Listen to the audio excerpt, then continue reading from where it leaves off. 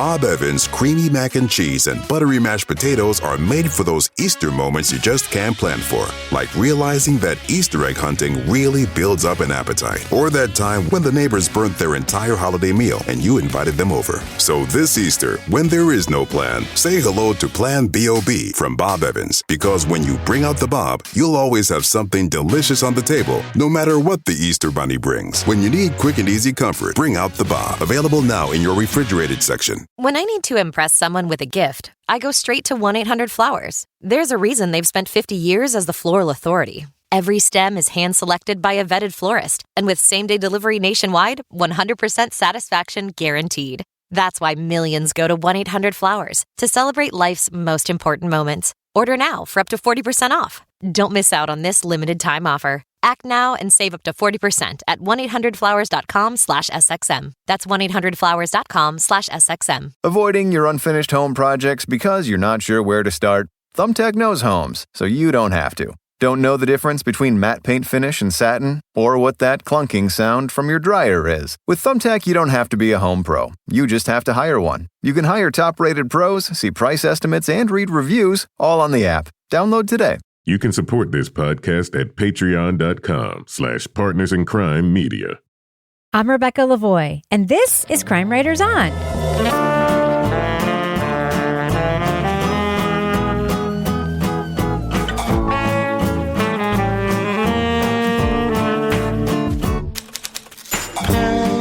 Crime Writers On is the original true crime review podcast that digs into true crime, pop culture, other podcasts.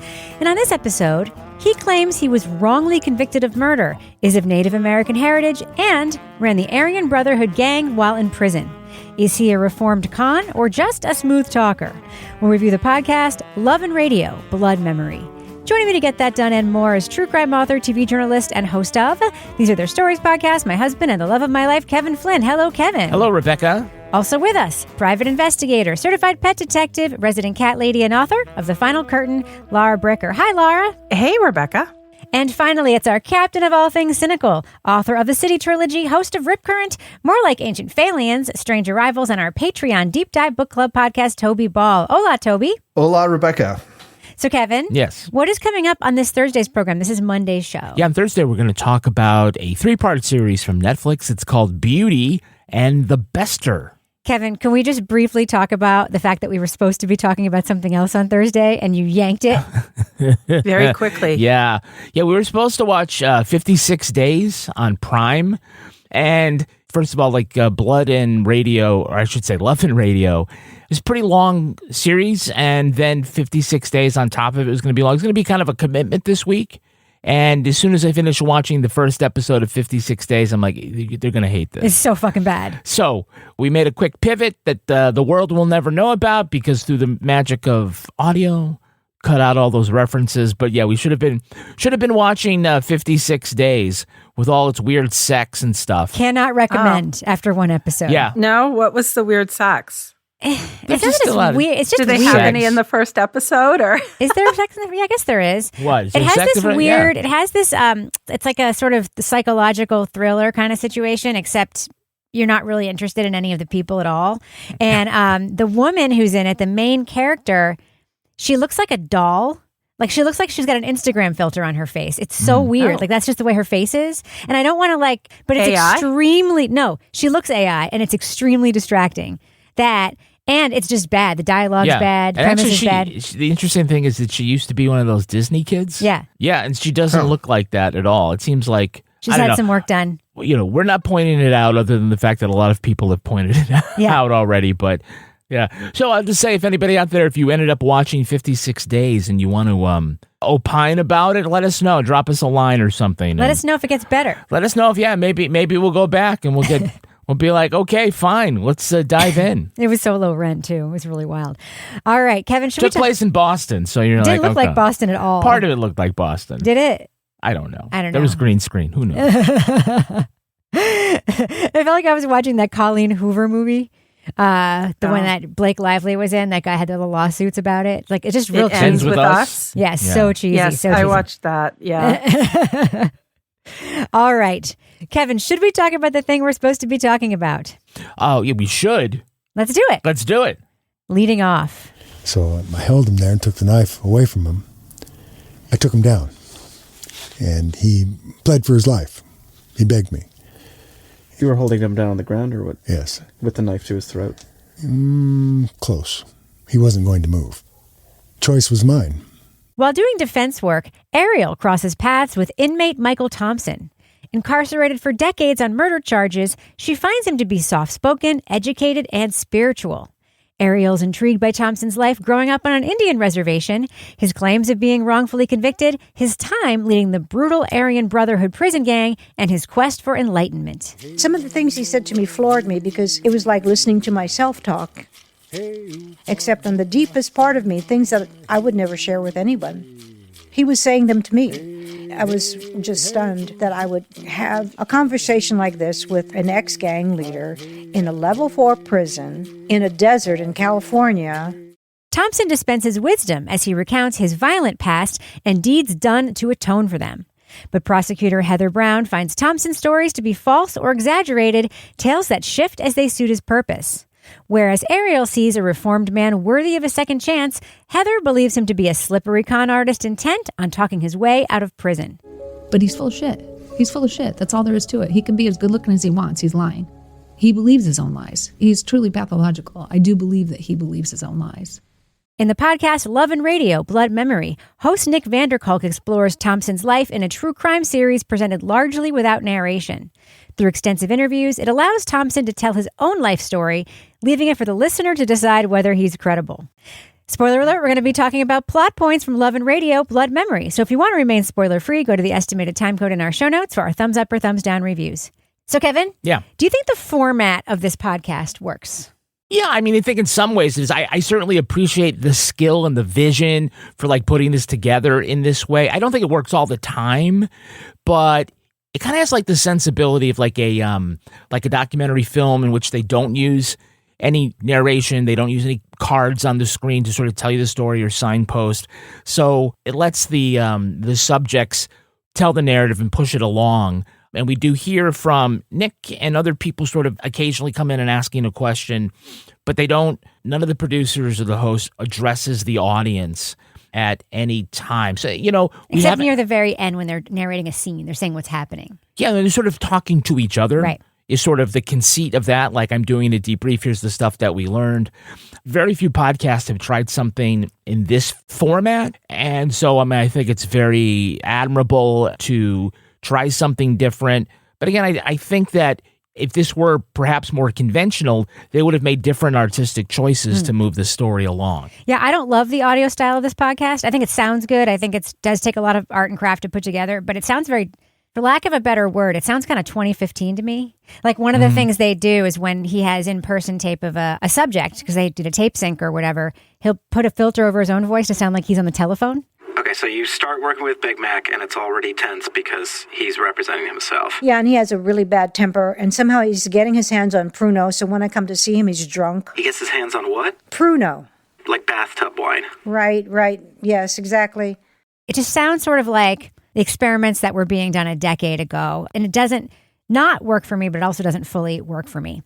So, Laura, at the very beginning of this podcast, we hear Michael tell this story, his wild story. Right. And I personally immediately thought, this guy is full of fucking bullshit. And I never changed my mind about that the entire podcast. Okay, I knew you were going to say that. What did you did? What did you think when you heard this initial story? I mean, I have a little bit of a different perspective because I have done a lot of this work and sat down like across the table from lots of people. Mitigation work, and I've sat around. So I was like, wow, this guy is like a mitigation dream. But that first scene where Michael's describing this knife fight, he's so folksy and matter of fact in the way that he's describing it, and he sounds so reasonable. And he's describing a really violent act. He's talking about taking the knife away from this guy that was intent on killing him. And he takes him and he pushes him into the bars in the jail, takes the knife away, and he's like, I could have killed him, but, I didn't. Within prison culture, I would have been perfectly within my rights to take his life because he was going to take mine. But that's not how I see it. And that's where ethics comes in. And the intimacy associated with that is I made a decision not to take his life. There was no need. I choked up on the knife and I tattooed a circle around his heart. lasting circle. And that was a very intimate act. Then he like carves like a circle around his heart and like marks him and like to the extent, Toby's and then the host is like, that sounds like you're talking about a lover or something. And he's like, yeah, isn't that So great? Yeah. And so right there, you're like, okay, this guy is either a total sociopath or he's not. And that is going to be the central question here is, which part do you believe? Can it be both? Can he be reformed? Can he be somebody that was capable of great violence, that has insight? That's what we're going to find out over 10 very long episodes. Yeah. But that first scene, I feel like it kind of grabs you. You're like, okay. And the way that he just tells that story so matter-of-factly, you're like, this is going to be interesting. Yeah. What's this guy's diagnosis? So, Toby, what I heard is a man who does not tell a story in which he is not the hero. Every story, he's the hero. Every single story. What did you think when you first started hearing him spin his narrative in this podcast? Because I realized I may be alone in completely being cynical from the very beginning. What were your thoughts? I mean, he's a storyteller. And I think this whole podcast kind of only succeeds to the point that it succeeds because he can hold your attention for like literally hours in this case. Or maybe he doesn't, but that's the idea behind it.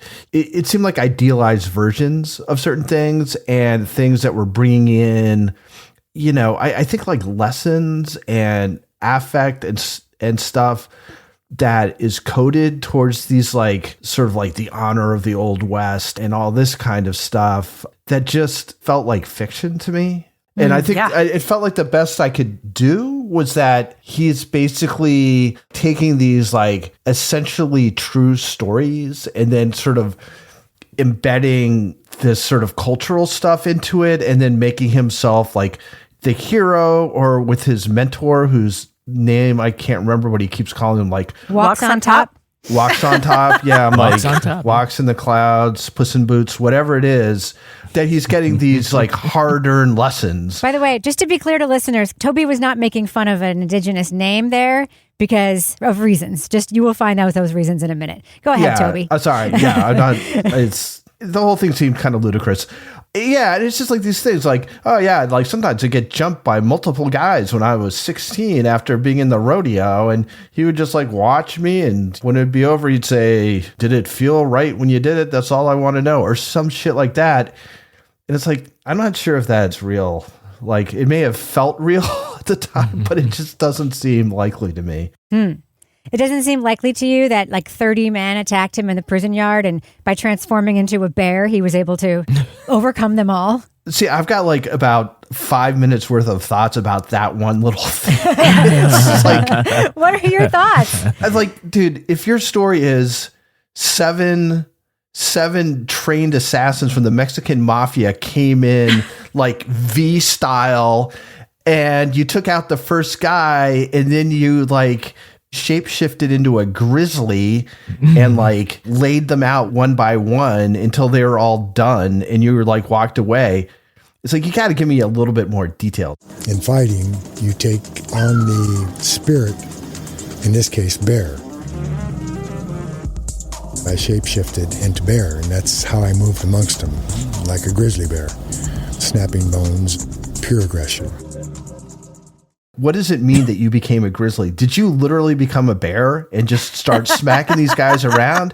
Did you think you were a bear and somehow they responded to that and didn't stab you like they easily could have? Like, the whole thing, like, is there a video of this? The whole thing, it's just like, you can't just say, yeah, I shapeshifted into a grizzly and kicked the shit out of all these guys. Like, that makes no sense. Like, there's no, like, you've got to explain how that worked. Like, was this guy's experience like, this bear's attacking me and my 6 buddies? It was very strange. Well, of course you can say that. He did. You can just say it. Yeah. Right? I mean, that's part of like why he has been successful at being a raconteur all these years, because he can say things that don't get challenged. And they don't get challenged here very often in this podcast. And that's part of one of the disappointments I have about it, is that they never properly confront Thompson on the holes in his life story and the contradictions. And a couple of times, we hear there is this, and then he just sort of has a, again, well, it wouldn't be, what is the standard pretendian deflection that, well, you're not listed with, any of the tribes or any of your relatives. Oh, one of my grandparents is, or this papers were lost in a fire, or I was raised on a reservation, so I'm basically Indian. Yeah. And I'll say, I think we need to sort of talk about the length of this and everything, but I think for maybe far too long, they gave Thompson a free ride to just tell his story without any sort of pushback. And so, I thought when the producers break down sort of the fact check, I thought that was triumphant. I'm like, oh, okay. And then it really did change a lot of what we had heard, but we had heard a lot for a long time. And then ultimately, we get all this stuff, and so we're kind of set up for the idea, okay, they've learned that, they're going to bring it to him. And what do you have to say? And either he confirms or denies, or we get some sort of resolution there, but they never go there, right? They never really confront him about so much of it. Not that we hear. I mean, we kind of hear, well, I wanted to ask you, and there's just so much here that, you think that you would want more. But you never want more when you join us on Patreon because we give you so much already. So much. You don't have to ask for it. It's a business section. You just get it whether you want it or not. We just stick it in your feed at patreon.com/partners in crime media. You can get all sorts of exclusive content if you join us, including the Crime Writers on After Show. This week on the After Show, true crime updates. Really? Yeah, we've got true crime updates from the podcast Murder at the U. Okay. And then also from Exposed, Cover Up at Columbia. All right. So we got some things to talk about there. Other exclusive content includes our podcast, Married with Podcast, Toby Ball's Deep Dive Book Club podcast, and Something's Off with Rebecca and Mel Barrett. Looks like the Corey Richins trial is underway. It's underway. Mel and I have very different opinions about the trial, the defendant, and what the evidence means, and whether or not it should be let in or not. I tend to be a little more cynical with this one, but Mel has a wonderful heart. Yeah. And is open to different possibilities. Yeah. There are also developments in the O'Keefe civil case. Just give Karen Reed her phone back already. Just for fuck's sake. You don't need it anymore. If you join us at the Bricker scale level, you get an additional exclusive podcast. It's Laura Bricker's Leave It to Bricker podcast. And Laura is she's the top cat, and she's talking to the top dog, right? The top dog. I'm finding out, how does somebody win all of the Westminster Dog Club Kennel Show and come from New Hampshire? So many questions. This is the agility part, right? This is the agility, so that you guys can get some tips for Stewart and Briscoe, and they can then when they find run through the cones. Calling. Yes. Yeah. Run through the cones and through that tube thing. They're not doing that. Yeah, they're absolutely not doing the that. The teeter-totter. We can't even get Stewart to walk into this little room. It's just too tight for him. Not doing it.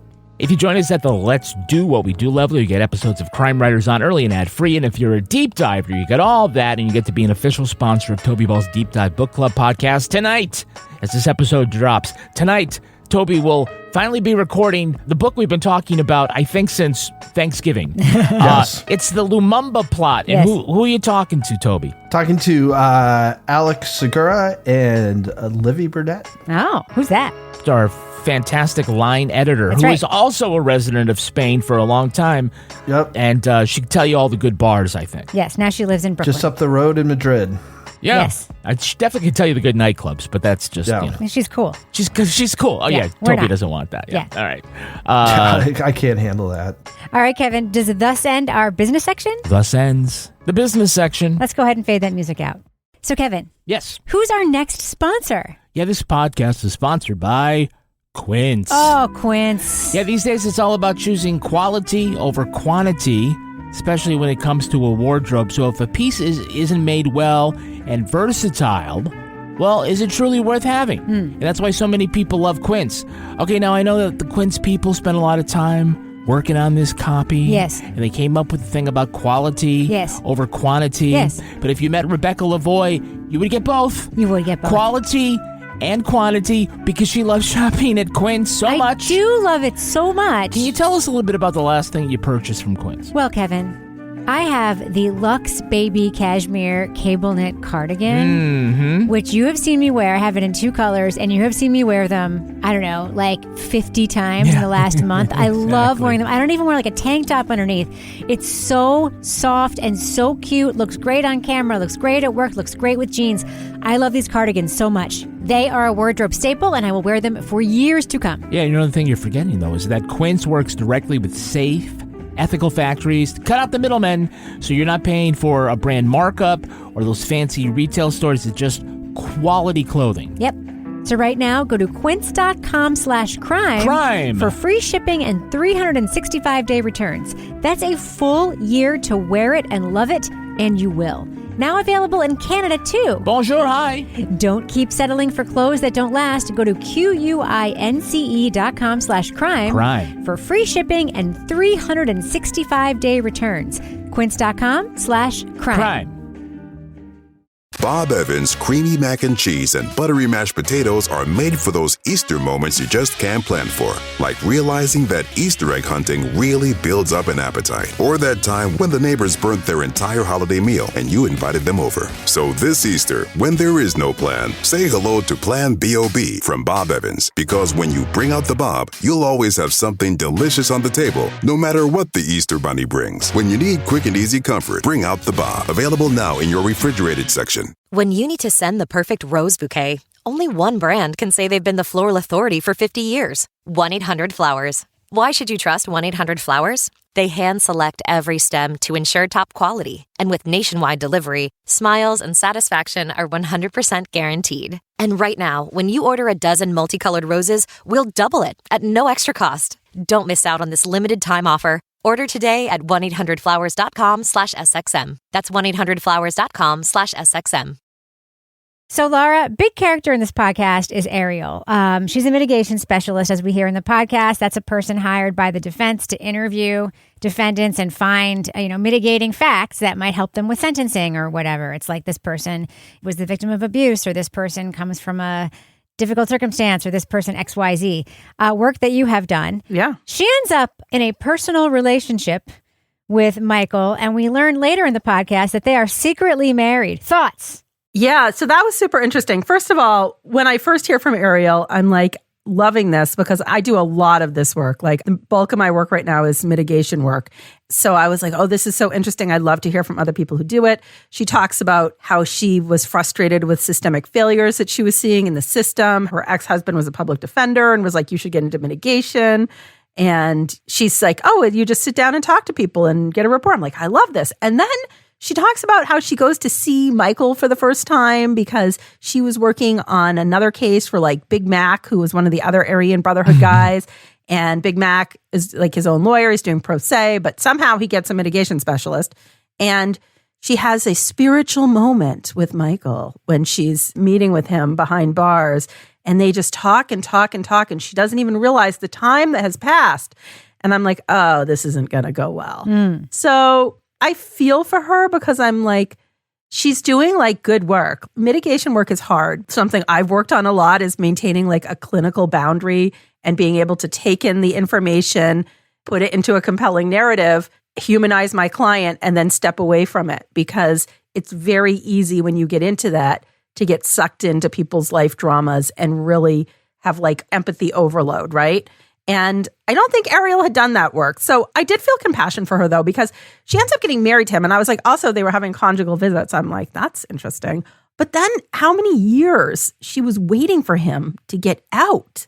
By all accounts, he sounds like he definitely, is very kind to her. But at the same time, like, what kind of relationship is this? It's been pretty much one-sided for the entire relationship. And now he's out. And then what is he, like the most gullible person on the planet? Because now he's in trouble again. He's not the most gullible person on the planet. And I'm like, oh, this poor fucking woman. But somebody in this story is gullible. Yeah. So I think for me, like, I felt for her because I do that work and I know that it is really hard. And there are times where I have cases where it's hard to turn it off when you hear people just basically dump all their trauma on you.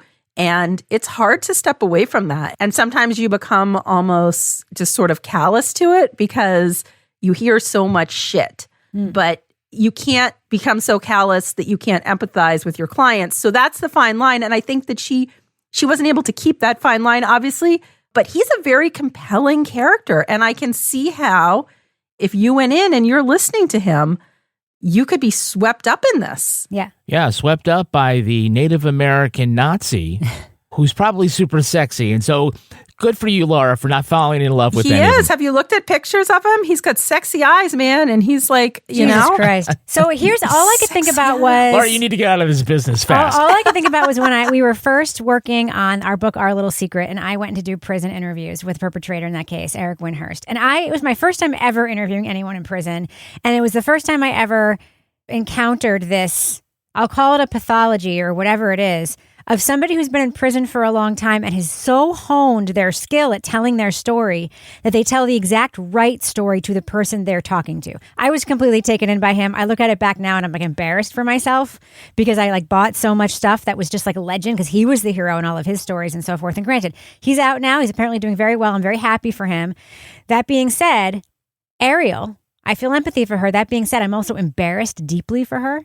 At the end of the podcast, she says, sometimes I wonder if Michael was worth all this trouble. And I'm like, no, he is not. He is not. I mean, she just buys everything he's saying, talking about not challenging it. I don't know. I had vibes. I mean, I just had absolute vibes from this guy at the very beginning that he's completely full of it. And again, Toby thinks there might be kernels of truth in here. Like, what do you think about his stories, Toby, about being in prison, his story around joining the Aryan Brotherhood, by the way, also framed about him being a hero in another instance. Such a hero, the Aryans really wanted him. And then he became a hero for the Aryan Brotherhood because he not only was their leader, but then he turned on them and became an informant against them, also a hero. What did you think about his in-prison escapade tales? They can't possibly be true in the way that he tells them. Mm-hmm. He's got this whole thing about his ethics and like all these decisions he's making are ethical, even though he's joining the Aryan Brotherhood until they do something that he finds unethical and then he can't continue going with them. I'm like, it's the Aryan fucking Brotherhood, dude. Like they're doing all kinds of unethical shit. It's right in their name. That's their deal. So, I think he's very good at sort of self-rationalization of the stuff he gets into. Like there's this, I thought, a great scene where he claims that he killed 22 people in prison. And they're like, you killed 22 people? He's like, I was responsible for 22 people because I was in charge of the Aryan Brotherhood and 22 people were killed by the Aryan Brotherhood. I'm like, no, dude. Like, you can't have it both ways. Like, he's also shot like more than 20 times, right? Yeah, it's like my entire, I'm basically made out of steel. So most of this stuff is just stories, right? And there was actually one piece of this where I was like, oh, I've actually know a little bit about this, which was... He has this brief little thing where he's talking about tribal thumb and how he got these young women who are in tribal thumb to smuggle in these knives to him. And they later say, well, we looked in tribal thumb. We couldn't find anything about this. So when I was working on the first season of Rip Current, Aryan Brotherhood had a thing arranged with Squeaky Fromm, who was trying to help out Charles Manson. It's a whole long story, but I was listening to this interview with this guy who's in the Aryan Brotherhood who was talking about how at that time, Aryan Brotherhood guys knew that there was two groups of people they could kind of get in contact with when they got out of prison. And one of them was Squeaky Fromm's people, like the Mansonites, and the other was Tribal Thumb, that they had these women who would help them out afterwards. So that was like clearly, like, who knows what the details were, but that was a story that wouldn't have meant anything to anybody. Like Tribal Thumb is this tiny little lost to history little group, but it's verifiable.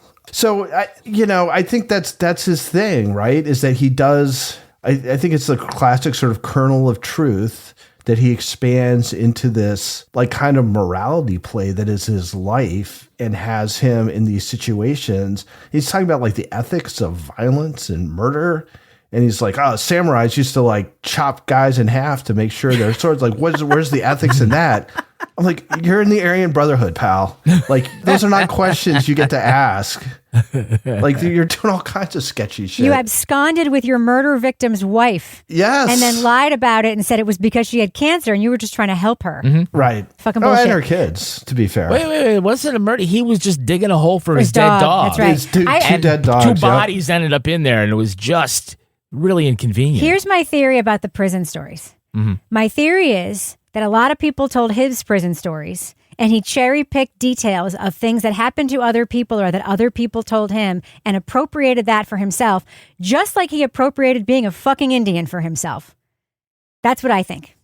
Kevin, did you think the prison stories were interesting? Yes or no? I mean, I did. In and of themselves, yeah. I mean, I think that they're very interesting, even if they're not true or they're exaggerated. We've had like podcasts like this where, we sort of turn it over to an unreliable narrator, or we just turn it over. Like an Alabama astronaut, there was just a lot of letting the subject just sort of talk. We had like very long stretches of like his telephone calls. And so everything that was interesting to him ended up being part of the podcast. I know Toby loved that.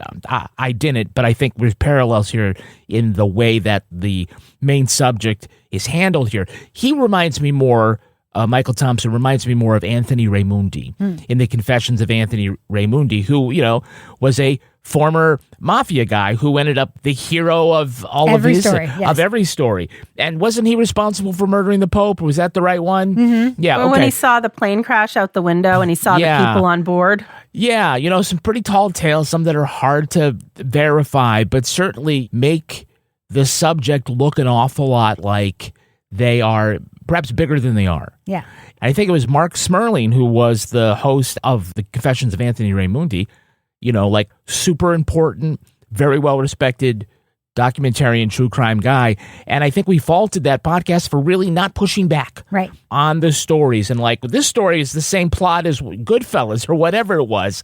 And I think that was sort of the problem that I had with this here, as far as the way that they handled Thompson, is that they could have done more on that. And I think I've discussed that. I think part of, though, for me, what sort of the structural thing is, and you guys have touched on it, is that we just let him talk for too long, right? I mean, it's like 6 episodes. It's certainly episode 2 through, I think it's 6, right, are just these stories, right? And not a lot of pushback. We don't get to sort of that producer fact-checking moment until the end. It's either the end of 6. It's like episode 8. There are his allegations about how he was treated in prison, including the allegation that he was shot by prison guards 22 times and that he didn't always get the proper medical treatment afterwards. These are all stories we can't confirm without his older prison records. If we had taken those episodes, 10 to 6, and I think 10 episodes was too long for this. If this were 8 episodes and you can combine that and you kind of keep that going and you figure out, instead of just turning the keys to the car over to Thompson, if you had maybe been a little more discerning about what to include and be a little tighter on the edit, you could have got that in, and then you could have got to these plot twists a little sooner. One of the things I found myself wondering, Laura, is if the producers of this thought they were pushing back by including Heather early on, and then sometimes they're at the podcast. Heather is the prosecutor. She fucking hates this guy so much. Mm-hmm. And one of the things I found myself, I very rarely agree with prosecutors in these podcasts, and I was like, yes, the whole time. But what's interesting is at the end, we hear she's become a defense attorney. She no longer agrees with all the stuff prosecutors do and cops do, and she still hates this fucking guy. Like, she will not let it go. Right. Do you think that Heather was supposed to solve that problem for us? Like, what do you think about her as a character? Well, I think at the beginning, like where I was saying before, where you have the knife fight and you have sort of this central question, and then you have the two people, because there's 2 ways you can go of what you believe. You can believe Ariel, you can believe Heather. And Heather, who has an interesting backstory where she was like, dated the bad guy that was on parole when she was in high school with the big truck, became a parole officer, drug and alcohol counselor. Then when she was in the drug and alcohol counseling, session or training or whatever, and she's listening to these people, she's like, oh my God, if you were my mom, I'd do heroin too. Just get the fuck away from you, basically. Like, put these people in jail.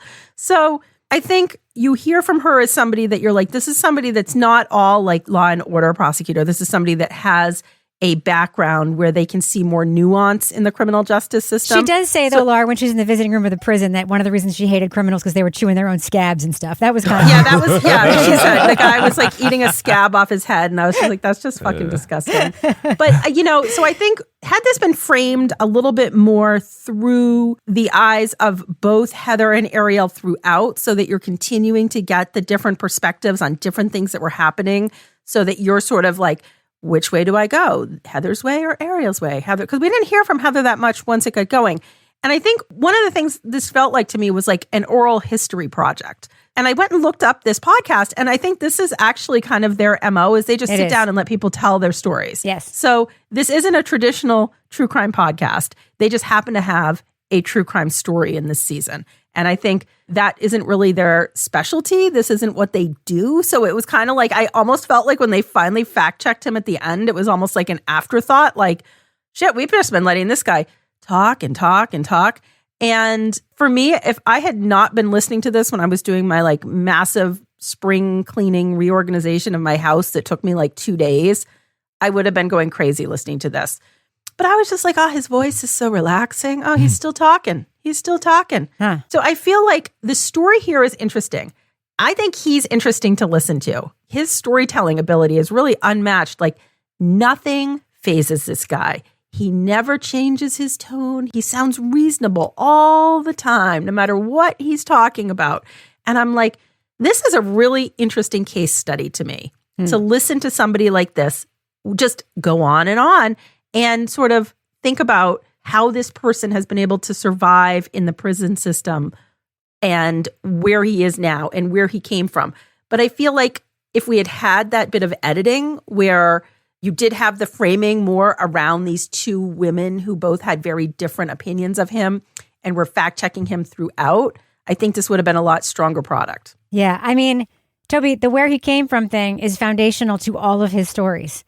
And we find out that that is not true. He is not Indian. He does not have tribal affiliations. There probably was no walks on top guy, which is why I said earlier that you weren't actually making fun of a name, because you're probably talking about a non-existent person.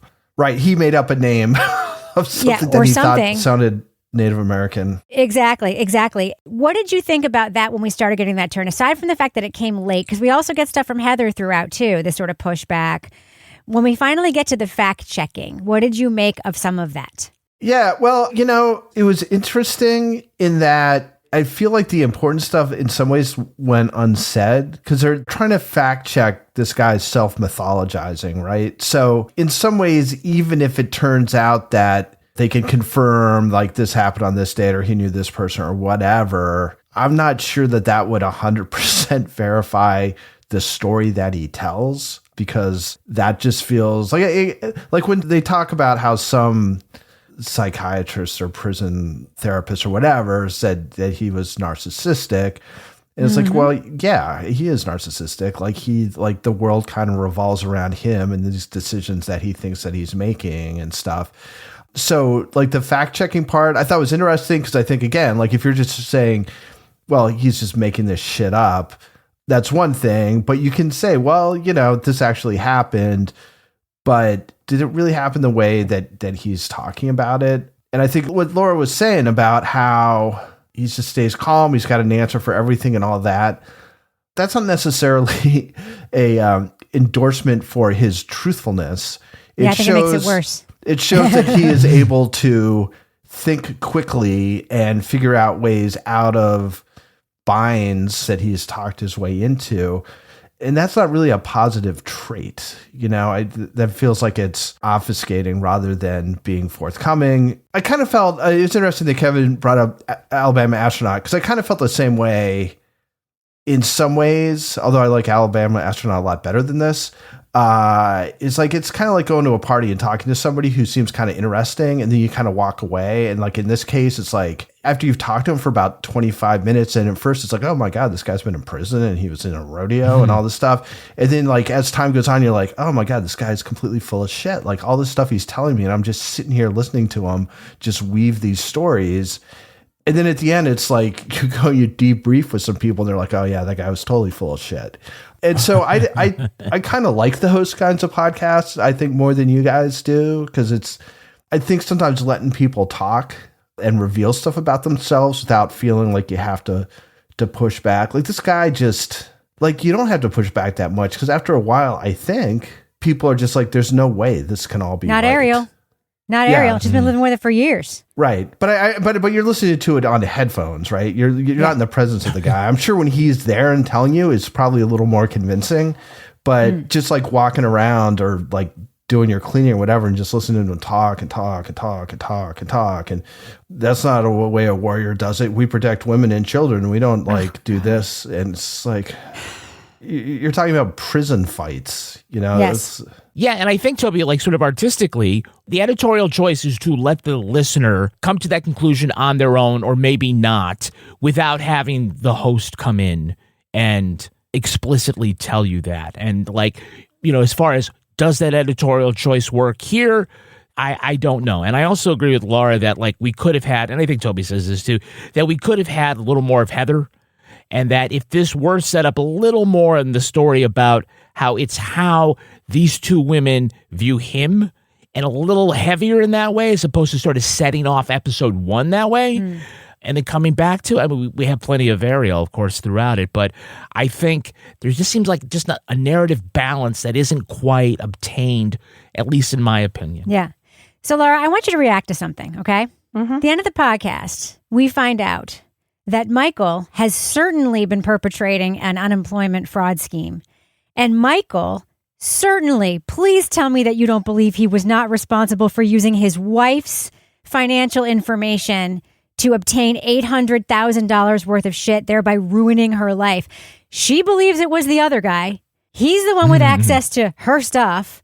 Do you buy that he's a victim, again, of some other con man, as Ariel seems to buy?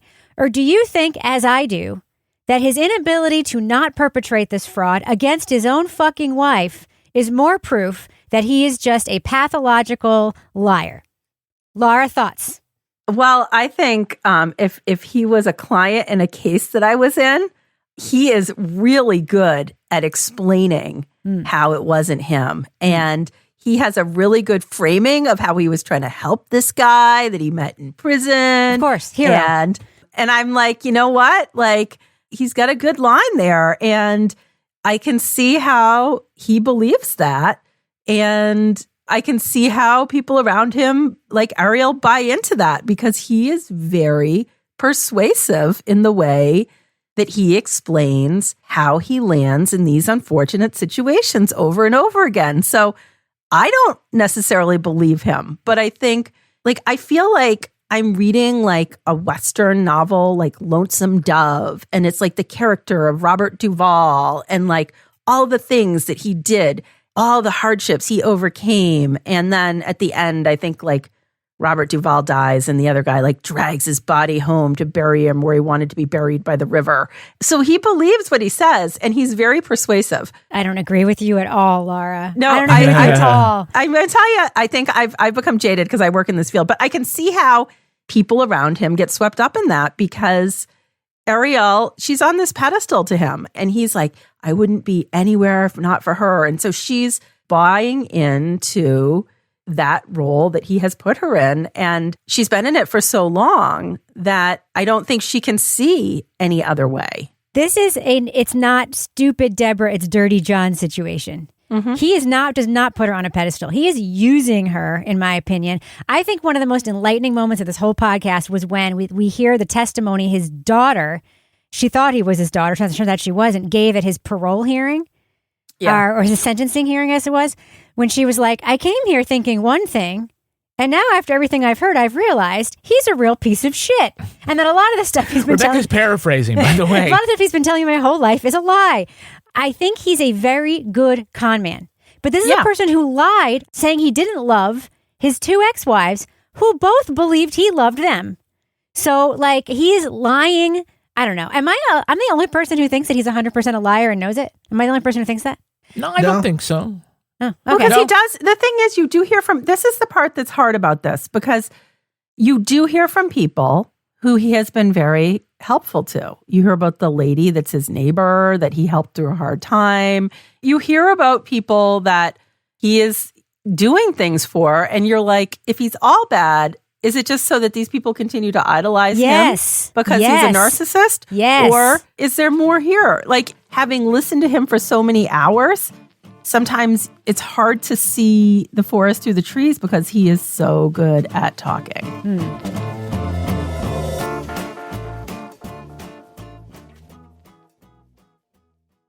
Bob Evans creamy mac and cheese and buttery mashed potatoes are made for those Easter moments you just can't plan for, like realizing that Easter egg hunting really builds up an appetite, or that time when the neighbors burnt their entire holiday meal and you invited them over. So this Easter, when there is no plan, say hello to Plan B.O.B. from Bob Evans, because when you bring out the Bob, you'll always have something delicious on the table, no matter what the Easter Bunny brings. When you need quick and easy comfort, bring out the Bob. Available now in your refrigerated section. When I need to impress someone with a gift, I go straight to 1-800-Flowers. There's a reason they've spent 50 years as the floral authority. Every stem is hand-selected by a vetted florist, and with same-day delivery nationwide, 100% satisfaction guaranteed. That's why millions go to 1-800-Flowers to celebrate life's most important moments. Order now for up to 40% off. Don't miss out on this limited time offer. Act now and save up to 40% at 1-800-Flowers.com/SXM. That's 1-800-Flowers.com/SXM. Pancetta, mushroom, tortellini. You can eat smart, still fit in your bikini. I ordered Blue Apron, I've been happy ever since. They sent pre-portioned meals, I don't make no measurements. Saute the pancetta,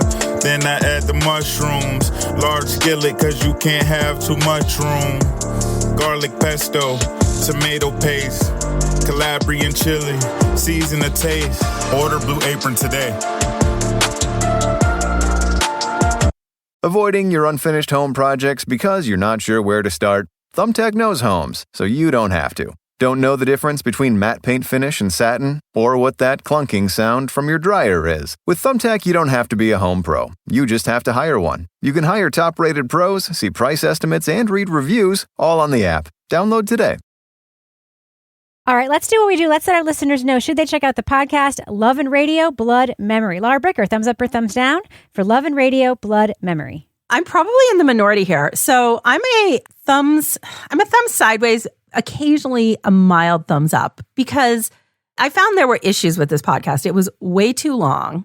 We have a central subject who is allowed to talk on and on and on without any narration or any pushback or anything. However, as somebody that works in that criminal defense world, I just found it fascinating to listen to this guy go on and on and on and really think about how perception can change based on who's interacting with somebody and sort of what life in prison for 45 plus years can do to somebody. So I think it was a very interesting portrait of this person. You know, different people will have very different interpretations of him and where he's at and what is legit and what is not legit. But for me, I think just having access to somebody to tell this story, it was interesting. Now, had I not been reorganizing my house for 2 days, spring cleaning, and like going through all this stuff where I had nothing else to do but listen to this, I probably would not have listened to it. But I think that there was some interesting parts in this about this case, about this person, and about the people around him. So that's why I'm a thumb sideways with an occasional little mild thumbs up. Toby Ball, thumbs up or thumbs down for Love and Radio, Blood Memory? So like Laura, I had like stuff that I was doing this week that made it so I had plenty of time to listen to the podcast and could sort of take it in leisurely and all this stuff. And I guess I'll say this, which is, if you're willing to listen to a lot of tape of someone just talking and sort of over the course of these hours, sort of revealing more about himself than he's aware of, I think this is pretty good. Like, I don't think your takeaway is exactly what he's thinking your takeaway is going to be based on what he's saying. And I find that, like, that's a pretty interesting dynamic. That being said, it is a lot of this freaking guy just talking and talking and talking and talking. And he's good at talking. He's better than me at talking. I would rather listen to him talk for 3 hours than me talk for 3 hours. But that's what it is, with some stuff at the beginning and stuff at the end. Anyway, I'm kind of a mild thumbs up. Like, I kind of liked it. I thought it was interesting. It certainly gave me a lot to think about. I found that when I wasn't listening to it, I was thinking about it. And when I was done with it, I was like, oh, there's some interesting things that came out of that. So mild thumbs up. Kevin Flynn. I'm very much like Laura. I'm a thumb sideways with the occasional mild thumbs up moment throughout it. I mean, this podcast, I think, is very long. It's 10 episodes, and you have to be ready. I guess what you have to do is you have to listen to it while you're going to spend 2 days moving furniture, apparently, because that seems to be the best way to enjoy it. But like, if you're in the mood for a long, careful listen, then this might be for you. What's different about it, one thing is that the format is such that we don't have a host narrator. It's just all taped from different people arranged in a certain way. So you're not going to get a lot of signposting. You're not going to get a lot of guidance. If you forget who somebody is, you might be out of luck for a little while when the voice comes back in and like why they're important. So while that's an artistic strength and it's an editorial decision, sometimes it's a weakness. I think we've had a lot of different media properties that are about unreliable narrators. And this one leans very heavily on an unreliable narrator and what the producers want the audience to do. They want the individual listener here to come to their own conclusion based on the things that they present. And I felt like maybe they could have done a little more as far as pushing back on the unreliable narrator. They have things that they could do. And like we say with documentaries, when you do this, you are either betraying your subject or betraying the audience. And I feel like they sort of protect Michael Thompson and his mythology at the expense of the audience here. So it's not bad. It's artistically very audacious. The idea that we're going to just listen to, a small group of people talk and tell their story that way.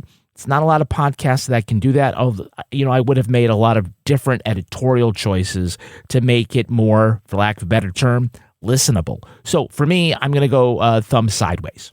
I'm thumb sideways as well. I know people love Love and Radio. It's a beloved podcast. It's been around for a while, and I understand that this is the gestalt of the podcast, right? It's like people telling their stories in their own words, etc. The reason I am thumb sideways is because if they want the audience to come to their own conclusion, they spend way too much time attempting to prime the audience kind of in one direction before you're given an opportunity to come to your own conclusion, just formatically, just without the amount of time it takes at the beginning. This reminded me a little bit of a long, long time ago when we first started this podcast. We reviewed a 4-part series on Reply All, reported by Sruthi Pinamanini, in which she kind of became embroiled with an incarcerated person who was a very unreliable narrator, who she kind of got very pulled in. And then, there's changes throughout. That took 4 episodes to do really well. I think this could have been done really well in 4 or 5 episodes. I really do. I think that a lot of the stories we hear the protagonists tell are incredibly repetitive. They make the same points again and again and again. And then we have some other characters too. And it's sort of at the expense of other characters too, that this guy is given so much time and rope and stuff. And I have very strong opinions about him from the very start. If you are the kind of person that gets vibes from a person, I mean, your gut means jack shit. We know that. Mm-hmm. But there's stuff about this guy's storytelling that gave me strong feelings at the very start. I should say that. And for me, it was just way too long before the payoff that I knew had to be coming. So my recommendation to make this better would be to condense the first 6 or 7 episodes to 2. That would be my recommendation. So that's why it's thumb sideways for me. It's a well-made podcast. I think some people will really, really love it. I just liked it and got angry from it at the same time. All right, now it's time for my favorite part of the podcast, a little something I like to call the Crime of the Week. A man trying to make it easier to operate his new vacuum robot instead found a way to harness 7,000 of them. Sami Asdufal says he was trying to reverse engineer the technology on his DJI Romo vacuum cleaner so he could use his gaming controller to run it. Once an AI bot figured out the code, Sami got sucked into something bigger. He was able to access live cameras and microphones, maps, and status data from 7,000 other robot vacuums in 24 countries. Once The Verge picked up the story and asked the company about it, they added new security features to close the back door. There are many red flags in this story. We've got consumer-level artificial intelligence that hacks into industrial software. Plus, there's an army of hive mind robots in thousands of homes spying on people and sending that data up to the cloud. Some also point out that DJI is a Chinese company and question whether the vacuum's domestic surveillance capabilities are a bug or a feature. On the upside, there's a guy out there who's really into cleaning his house, even if he's going to make a robot do it. So panel, it's not just robotic vacuums that use our home internet in surprising ways. What appliances will band together next to rise up against us? Laura Bricker. I would love it if my dishwasher would band up to remind my teenager to put dishes in it and then start on its own so that I was not always picking up after that. What do you think, Toby? What appliances are going to band together and rise up against us next? I feel like my Nespresso machine. You guys ever used a Nespresso machine? Yeah, of course. We've been in hotels. Those fucking things, man. I guess when I was in hotels and I looked at it, I was like, I don't think I could be able to figure this out. You put a pot in a hole and push a button. How hard is that to figure out? You gotta push this thing down and then you wait around for a while and it seems like it's not doing anything and it just makes this terrible grinding noise like you've broken it. And then a little bit of, you get like an inch worth of coffee comes out and then you're done. That's about right. That's about right. So I will say that the one, I don't know how this is going to come and get me, but in Spain at the Decathlon Sports, and maybe this is all over America and I just never experienced it. Literally, they just have this bin for your checkout. You just put all your shit in the bin and it just detects it and gives you the total price. You can just take everything from the bin, put it in a bag, and you leave. Nice. Wow. After paying, of course. What do you think, Kevin? What appliances are next going to band together and rise up against us? I think those Japanese toilets are going to all band together, and they're going to create a navy. Oh. You don't think our bidet is going to rise up against us? Start squirting us in weird places? Well, isn't that what those Japanese toilets are? I guess so. Yes. Yeah, and that's exactly what it was. To be clear, a bidet is supposed to squirt you in weird places. That's what it's for. Yeah, but it's going to have its own mind. All right, Laura Bricker. Self-actualized bidet. I'm down for it. All right, Laura Bricker, if you want to be found on social media so folks can say hi to you, where are you there? I'm at Laura Bricker on Instagram and Blue Sky. What about you, Toby? Where can you be found online? At TobyBall NH on Blue Sky and at TobyBall603 on Instagram. What about you, Kevin? I'm at Kevin P. Flynn. You can follow me everywhere at Reb Lavoie. I'm still on X, if you can believe it. I'm also on Blue Sky, Instagram, everywhere else. Follow the show everywhere at Crime Writers On. Join our Facebook group. It's rad. Get episodes early and ad-free and everything else we make at patreon.com/Partners in Crime Media. Our theme song was composed and performed by Tyler Gibbons, and our editor is the terrific Livy Burdett. The EP of this show is Kevin. This show was recorded in the Caitlin Rogers Project Studio, also known as Studio C, the closet, in our New Hampshire basement, where we also hid shanks in our rectum so we'd be prepared for the prison yard knife fight. You bet. On behalf of all the crime writers, thanks so much for listening. We will catch you later. A man trying to make it easier to operate his new vacuum robot instead found a way to harass 7,000 of them. Sammy. I'm sorry, that's supposed to be harness. Oh, okay. He's being very mean to. Yeah, he's being very mean to the vacuums. Yes. Sorry Let me about do that. Again. Yep.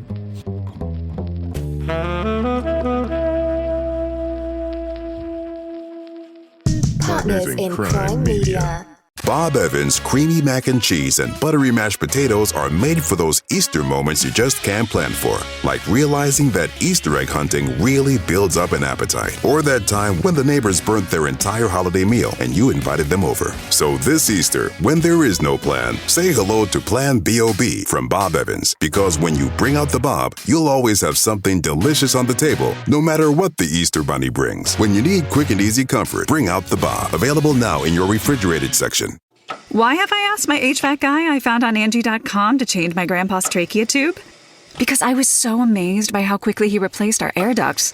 I knew I could trust him to change Pop-Pop's tube while I was on vacation. Make it quick, young man. Aw, see? Pop-Pop trusts you. I think we should call a doctor. Connecting homeowners with skilled pros for over 30 years. Angie, the one you trust to find the ones you trust. Find pros for all your home projects at Angie.com. Imagine relying on a dozen different software programs to run your business, none of which are connected, and each one more expensive and more complicated than the last. It can be pretty stressful. Now imagine Odoo. Odoo has all the programs you'll ever need, and are all connected on one platform. Doesn't Odoo sound amazing? Let Odoo harmonize your business with simple, efficient software that can handle everything for a fraction of the price. Sign up today at odoo.com. That's ODOO.com.